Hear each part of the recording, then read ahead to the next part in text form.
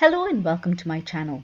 Today I'm bringing you some stitched Christmas dies. I really enjoyed using these dies. I start off by the stitched Starfilled background die where I use the A2 die to just die cut an A2 sized card. So an A2 card is 4¼ inches by 5½ inches. Then I'm going to do some ink blending with my distressed oxide inks. So I'm using Salvage Patina, Salty Oceans and Price Ribbon here. And with any ink blending, you need to have 3 ingredients, the right card. So here I'm using the Strathmore Bristol Smooth card, which is perfect for ink blending, domed foams, which is what I'm using for each of these colors, and make sure your ink pads are nice and juicy and you get really nice ink blending.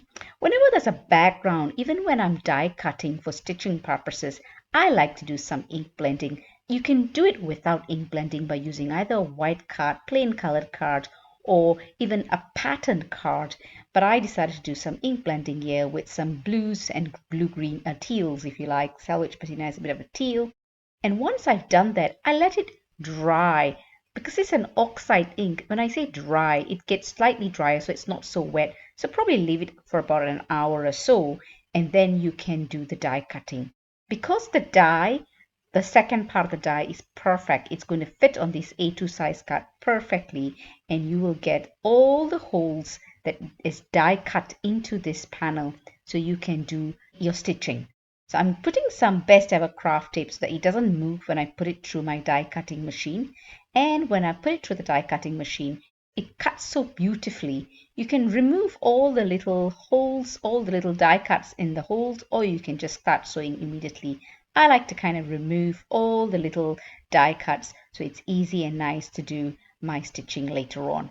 I do quite a few of these panels and I'll show you how I make cards with all of them by the end of this video. Do stick around. So for the next one here is the Stitched Holiday Tree die set.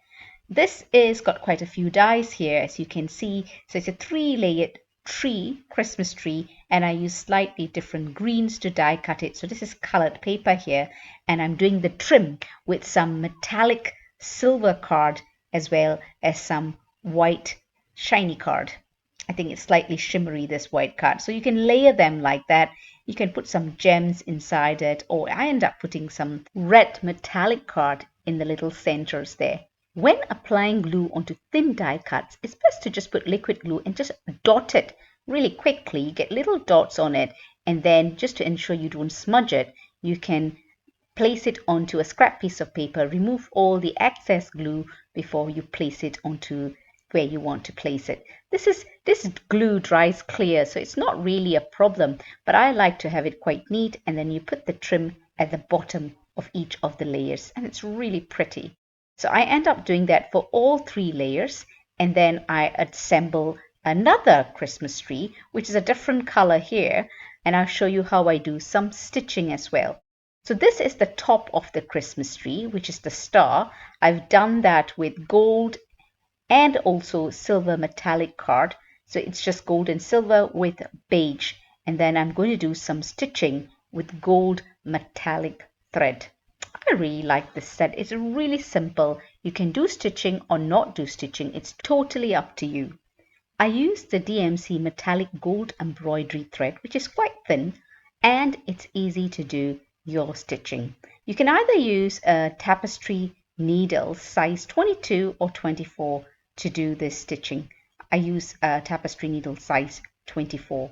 I attach this thread at the back of the die cut with a sticky tape, and then I just follow the etched lines on the die cut and just continue stitching. If you are a beginner, don't start with metallic thread. You need to hold the thread quite tautly. As you can see, my thumb will be on the thread every time I do a stitch. So metallic thread requires a little bit more skill, I think. And if you're a beginner, start with the cotton thread, the embroidery cotton thread. It's easier to manage and control when you're doing stitching. So I just continue to do the stitching following all the etched lines on this die, and I continue it with the other 2 layers of the Christmas tree or the holiday tree, whatever you want to call it, and you can see how beautiful it is. You don't have to use the same colored thread for all the layers, but I do. You can use different colored thread just to mix it up, and it looks pretty as well.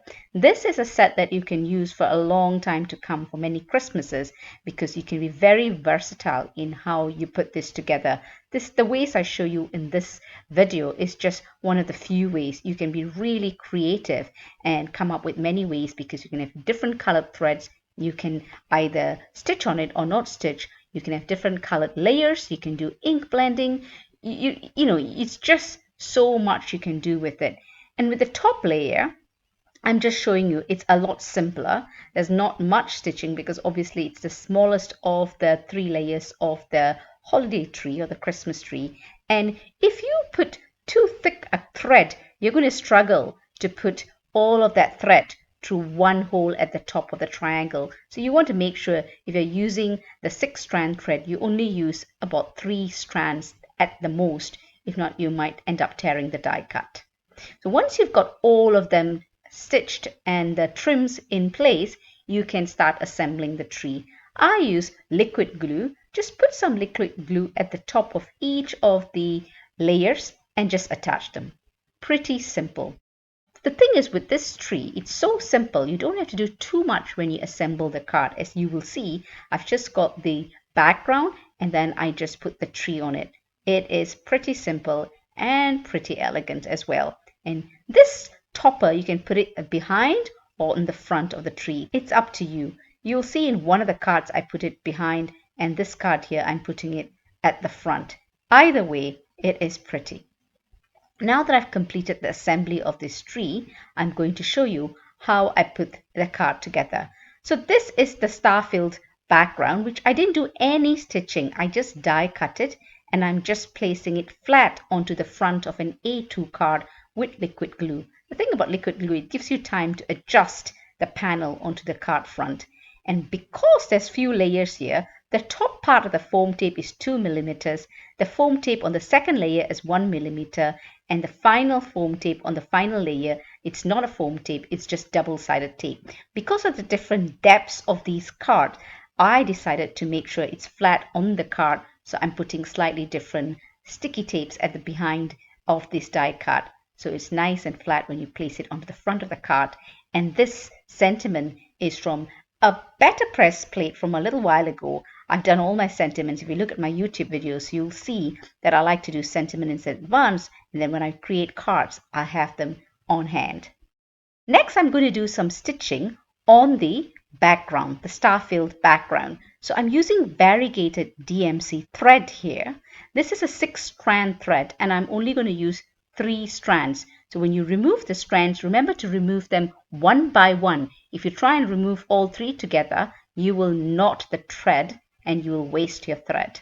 So this is DMC thread, and once I've removed the threads one by one, I'm going to use 3 layers.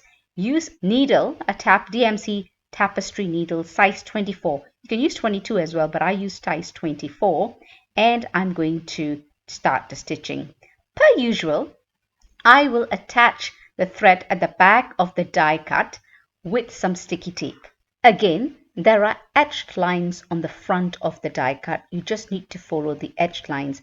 And per the title of the die cut, it's a star-filled background, which means you'll be pretty much sewing or stitching stars on the background. And because it's variegated thread, you get different colors as you start stitching, and I think that looks really pretty. I've chosen this DMC thread, variegated thread, because I think they have Christmas colors, which is red, green, and white. Once you get into the rhythm of sewing the stars, you'll see how easy it is, and you'll get into a way on how to go to the next star, and you find your way around that. I just find the right point to start with, and I continue.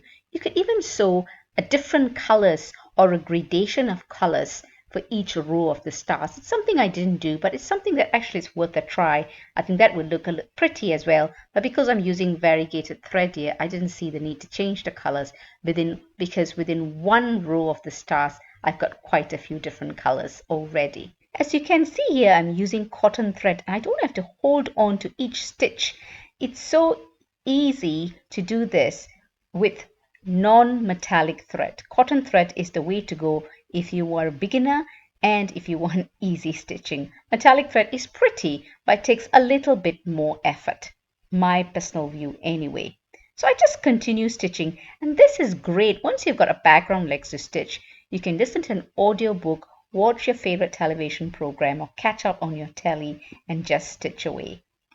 Once I complete those backgrounds, I continue. This is when I want to show you how I die cut a whole set of additional round bits for the trimming of the tree, just to get the tiny circles, because I wanted to put, instead of gems, I wanted to put those tiny metallic red dots in the trimming of the tree. I think it will complement well with the red of the thread, which is the background, as you can see in the top right hand corner, where I'm going to use that as the background, basically the Starfilled background that I just stitched with a variegated thread.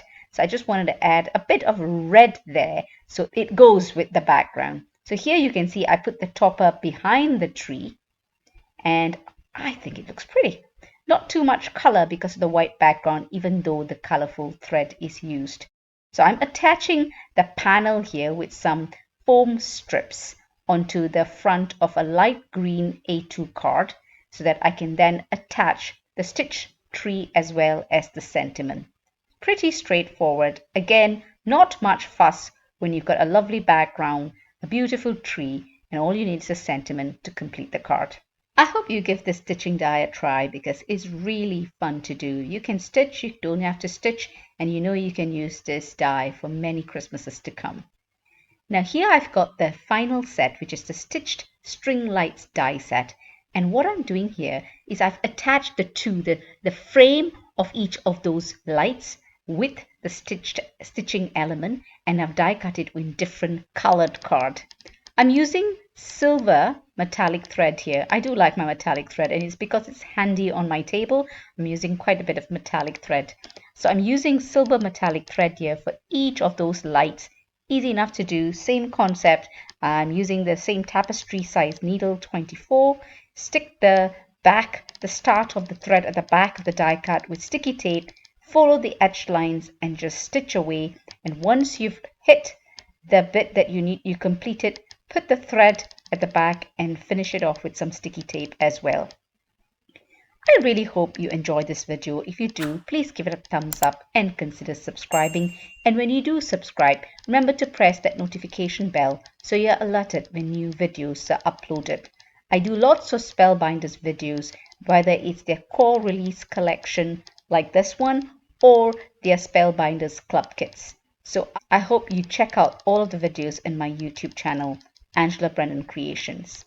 Here I'm taking the frame of the lights and die cutting it with some metallic silver card, because I intend to put that behind each of those stitched bulbs, because it gives it a nice see-through where all the holes where you've stitched through, you can see a little bit of the silver come through, and I think it's quite pretty for the bulbs, for the string lights.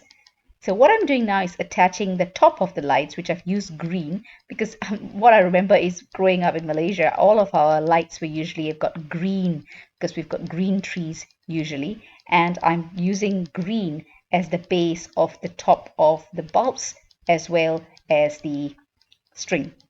Here I've got the Ski Lodge embossing folder, and I've done some embossing. And whenever I do embossing, when I'm going to put it in the card front, I always emboss larger so I can stick it onto the card base front, and then I can cut off the excess, which means it'll have a flush and full perfect embossed panel on the card front.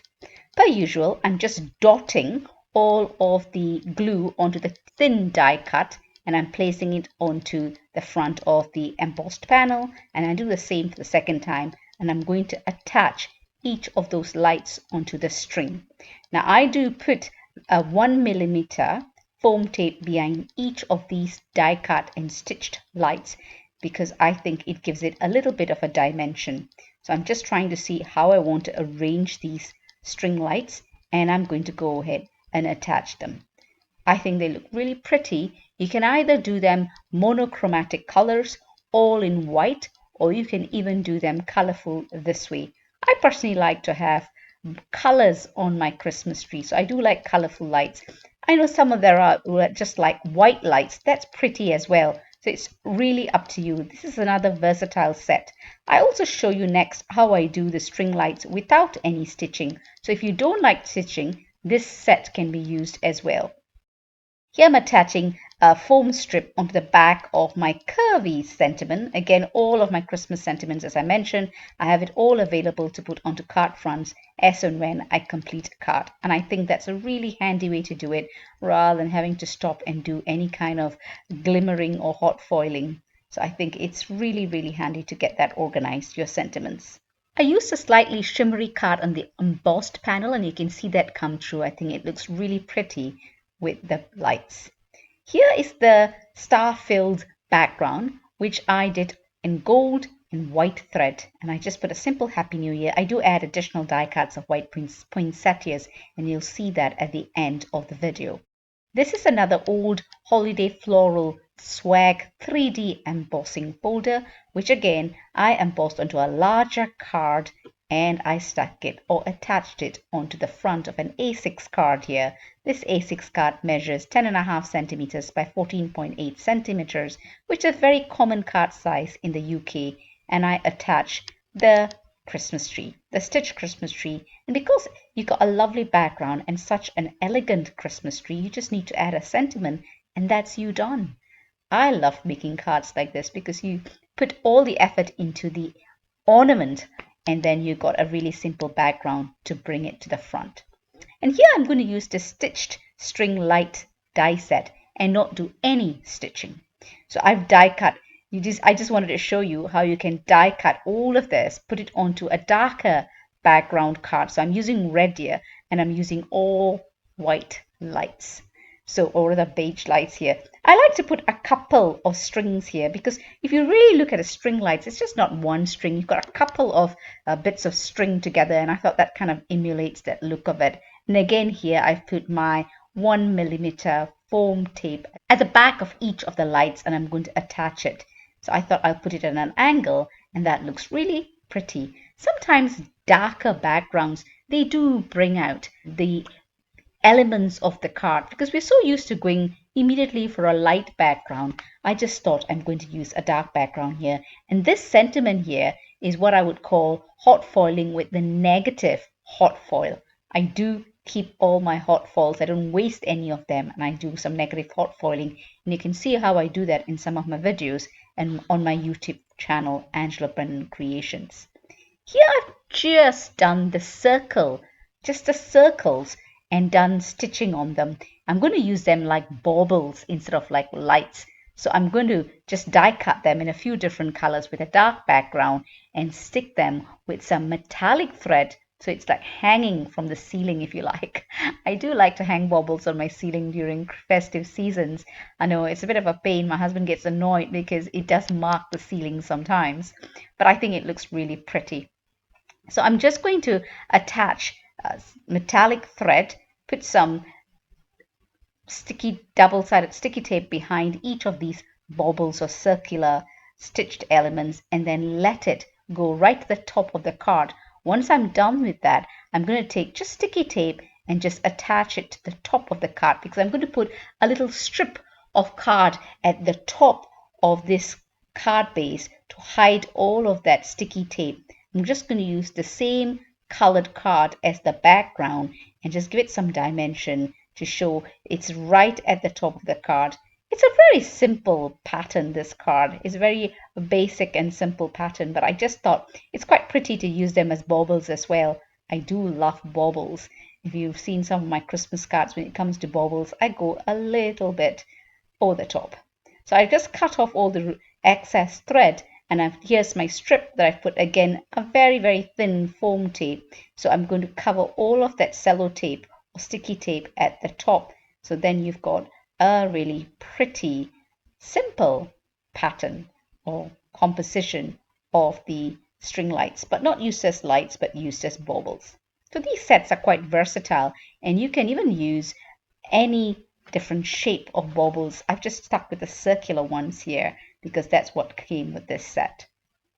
Having a T-ruler to make sure your sentiments are straight is really, really handy because you don't want to mess up your card after doing all that trouble only to get your sentiments not the way you want it.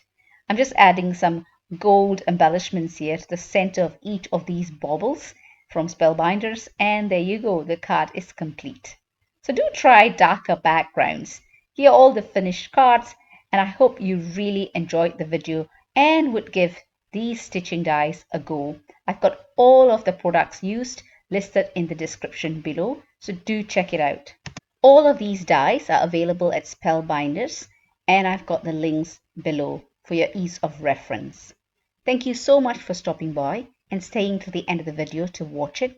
Do stay on right till the end so you can see all of the completed cards. Here are some cards which I've used some old poinsettia die cuts from previous Christmas sets, and I've added that and embellished that with these cards, which is why I think these Christmas sets can be used time and time again every year, so you can add a little bit to the card. So you can see in the next batch I show you all the cards that I do without stitching for the string lights.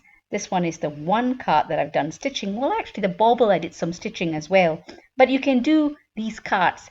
You can use the stitching when you want to and not bother stitching if you don't have the time. But what I'm saying is these are Christmas themed cards that you can use for many years to come. Thank you so much for stopping by. Happy crafting, and I'll catch you at my next video. Do let me know what you think. I would love to hear from you. Leave me a comment or leave me a question you have it, and I will get back to you as soon as I can. Happy crafting, take care, and have fun.